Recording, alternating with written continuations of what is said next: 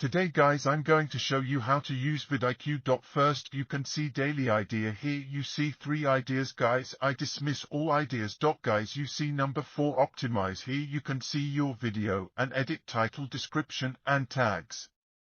We are now search best title for this video. We go in research and type video topic. Now I write topic.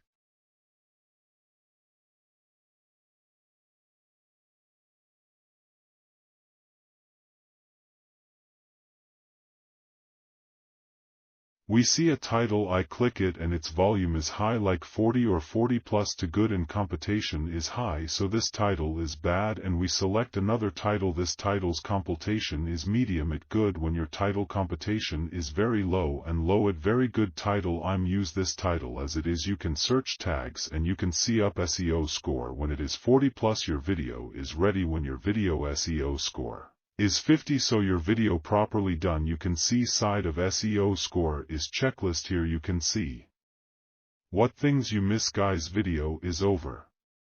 Guys, subscribe for more. Bye bye.